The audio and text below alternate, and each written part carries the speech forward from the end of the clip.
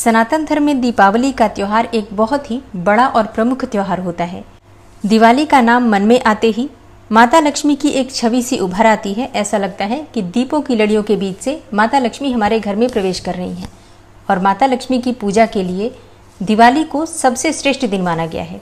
दिवाली हर वर्ष कार्तिक मास की कृष्ण पक्ष की अमावस्या तिथि को मनाई जाती है। ये तो आप सभी जानते हैं, लेकिन ये भी कुछ विशेष नियम के साथ, जैसे कि हिंदू पंचांग के अनुसार प्रत्येक वर्ष कार्तिक मास के कृष्ण पक्ष की प्रदोष व्यापिनी अमावस्या तिथि पर ही दीपावली का ये त्योहार मनाया जाता है। बड़े उमंग के साथ, बड़े हर्षोल्लास के साथ, उत्साह के साथ दीपावली का पर्व प्रत्येक घर में प्रत्येक सनातन धर्मी मनाता है। दिवाली का त्योहार एक दिन का नहीं होता है, बल्कि 5 दिनों का होता है। पंच पर्व माना जाता है दीपावली का। ऐसा कहा जाता है कि इन दिनों में माता लक्ष्मी की जो हम आराधना करते हैं, उससे वर्ष पर्यंत माँ लक्ष्मी की कृपा हमारे ऊपर बनी रहती है। तो इन 5 दिनों में भगवान गणपति, माता लक्ष्मी, कुबेर देवता की आराधना की जाती है।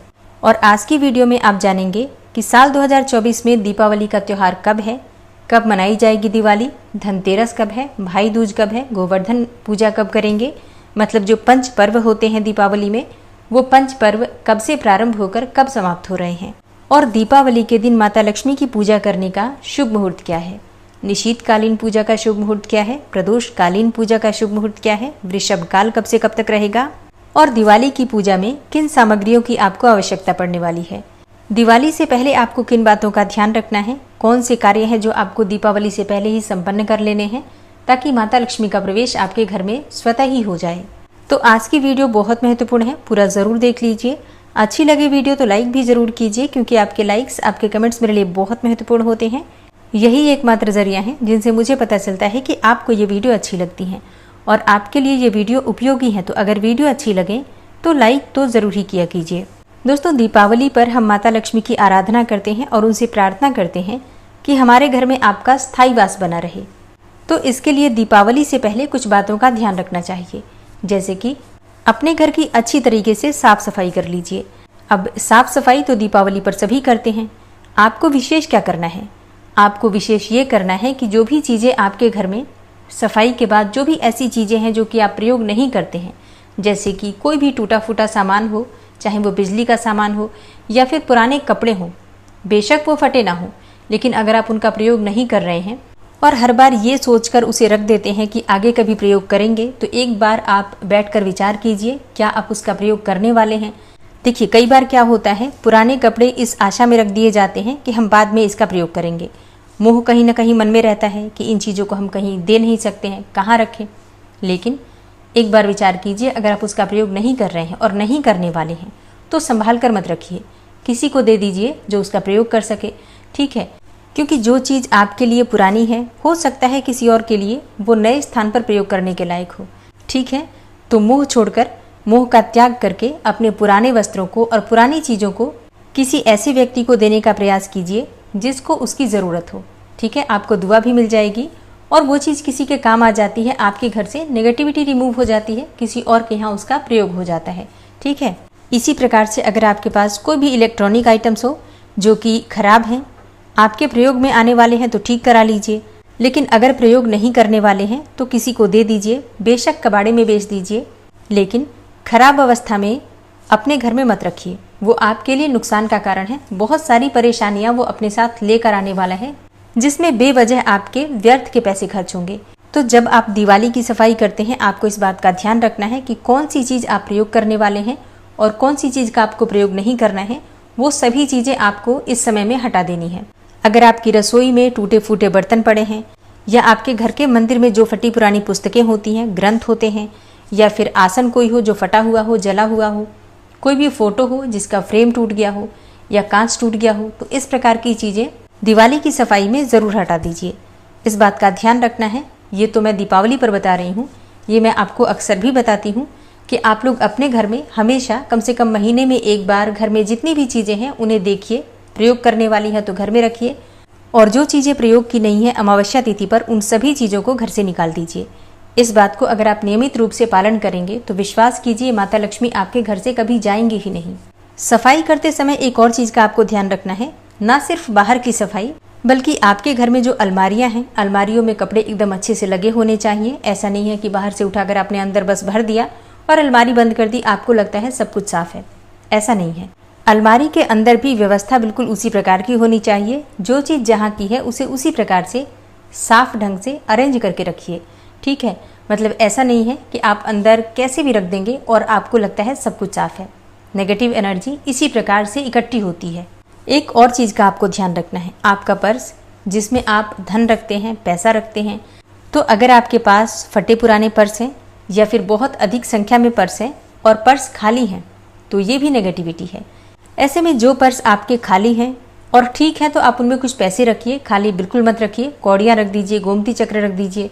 लेकिन अगर पर्स फट गए हैं या फिर कुछ ऐसे पर्स हैं जिनका आप बिल्कुल भी प्रयोग नहीं करते हैं और ना ही करना चाहते हैं, तो अगर ठीक कंडीशन में है कोई पर्स तो किसी को आप दे सकते हैं। अच्छा, एक चीज़ का ध्यान रखना चाहिए, जब भी हम अपना पर्स किसी को देते हैं तो उसे खाली नहीं देना चाहिए। उसमें आपको 1 रुपये का सिक्का ही सही पर डाल कर देना है। एक और चीज़, बिल्कुल भी बिना पैसा लिए किसी को भी अपना पर्स नहीं देना है। मतलब चाहे आप 1 रुपये का सिक्का ही उससे ले लीजिए, लेकिन कुछ लेकर ही अपना पर्स किसी को देना चाहिए। इससे घर की बरकत बनी रहती है और खाली पर्स देने से बरकत चली जाती है। मुफ्त में भी पर्स देने से बरकत चली जाती है, तो इस बात का आपको ध्यान रखना है। हाँ, फटा पुराना पर्स है, आप उसे हटा दीजिए।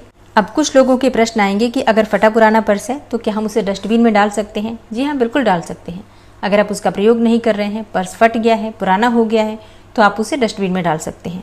एक चीज़ का ध्यान रखना है, सफाई आपको दीपावली से पहले करना है। धनतेरस से पहले आपके घर की सफाई पूरी हो जानी चाहिए, ठीक है। ऐसा नहीं कि दीपावली के दिन तक आप अपना पर्स और बाकी सब चीज़ें इधर उधर डाल रहे हैं, ऐसा नहीं करना है, ठीक है। और इसलिए ये वीडियो मैं आपको पहले दे रही हूँ ताकि आप लोग जब सफाई करें तो इन सभी बातों का ध्यान रखें। घर की सफाई अपने घर के किचन से प्रारंभ कीजिए। किचन, मंदिर, इसके बाद कमरे और फिर उसके बाद आपको अपने छत पर जाना है, छत की सफाई करनी है। अब बहुत से लोगों का ये होता है कि घर की सफाई कर लेते हैं और जो भी सामान निकलता जाता है उसे छत पर डालते जाते हैं, तो छत को बना देते हैं बिल्कुल डस्टबिन की तरह। तो ऐसा बिल्कुल नहीं करना है। घर की छत एकदम साफ सुथरी होनी चाहिए, बिल्कुल साफ सुथरी हमेशा। मतलब ऐसा नहीं कि सिर्फ दीपावली पर, हमेशा ही आपके घर की छत एकदम साफ होनी चाहिए। छत पर किसी भी प्रकार का कूड़ा कचरा, किसी भी प्रकार का टूटा फूटा सामान या कोई भी टूटा हुआ गमला, सूखे हुए पौधे बिल्कुल नहीं होने चाहिए। इन बातों का आपको ध्यान रखना है अगर आप चाहते हैं कि आपके जीवन में सफलता की प्राप्ति हो। तो घर के किचन से, मंदिर से सफाई प्रारंभ करके घर के कमरों को कीजिए, फिर छत को कीजिए और उसके बाद से मुख्य द्वार से जितने भी कूड़ा कचरा आप निकालते हैं सबको बाहर निकाल दीजिए। फिर मुख्य द्वार की सफाई अच्छी तरह से कर दीजिए, ठीक है। तो इस प्रकार से आपको अपने घर की सफाई का प्रारंभ कर देना है और ये कार्य आपको अभी प्रारंभ कर देना चाहिए, जिससे कि आप पंच पर्व प्रारंभ हो इससे पहले आपके घर की सफाई हो जाए, ताकि आप अपने त्योहार अच्छी तरीके से मना सकें। दिवाली से पहले आपके पास जो भी गमले हैं, जैसे कि कोई टूटा हुआ गमला हो या फिर कोई सूखा हुआ पौधा हो, हटा दीजिए। और हाँ, कुछ नए पौधे, कुछ नए गमले दीपावली से पहले अपने घर में ज़रूर लगाने चाहिए। अच्छा, कौन से पौधे लगाने चाहिए? तो देखिए, अभी कार्तिक मास प्रारंभ होने वाला है। आंवले का पौधा लगा दीजिए, पूरे कार्तिक मास में पूजन करेंगे। तुलसी का पौधा है भी तो भी 1-2 पौधे और ला कर रखिए, ताकि कार्तिक मास में अगर तुलसी सूख जाए तो आपको दिक्कत ना हो पूजा करने में, ठीक है। वैसे भी तुलसी कम से कम 5-6 की संख्या में घर में होनी चाहिए। इसके अलावा केले का पौधा, जो कि भगवान श्री विष्णु को अत्यंत प्रिय है। कुछ फूलों के पौधे लगा सकते हैं, जैसे कि गुड़हल के पुष्प, गुलाब के पुष्प या फिर जो भी आपके घर के आसपास मिल जाए, जिसका आप अच्छे से ध्यान रख पाएं, जरूर लगा दीजिए। तो दीपावली पर माता लक्ष्मी के आगमन से पहले उनके रहने की व्यवस्था हमारे घर में होनी चाहिए। हम चाहते हैं ना कि माँ लक्ष्मी हमारे घर में रहें, तो घर हमारा ऐसा होना चाहिए जहाँ पर कि माता लक्ष्मी निवास कर सकें, ठीक है। तो अपने घर को ऐसा समझिए कि माँ लक्ष्मी के रहने का स्थान आपको बनाना है। उसी प्रकार से सुंदर साफ सुथरा करके रखिए।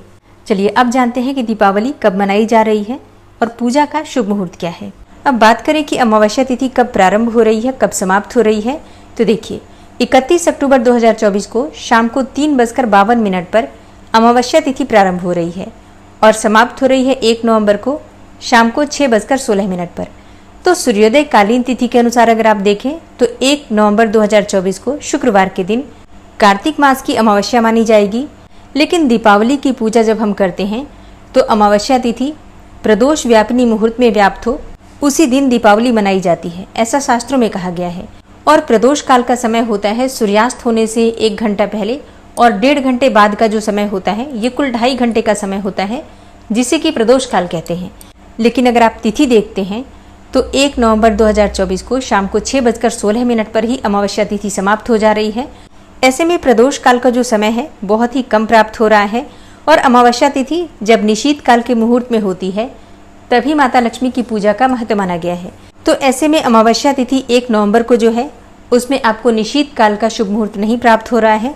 दिवाली की रात्रि में माता लक्ष्मी, भगवान गणेश और धनपति कुबेर की जो पूजा की जाती है अमावस्या की रात्रि में की जाती है, स्थिर लग्न में की जाती है, निशीत काल में की जाती है। दिवाली की पूजा वृष लग्न में, सिंह लग्न में और कुंभ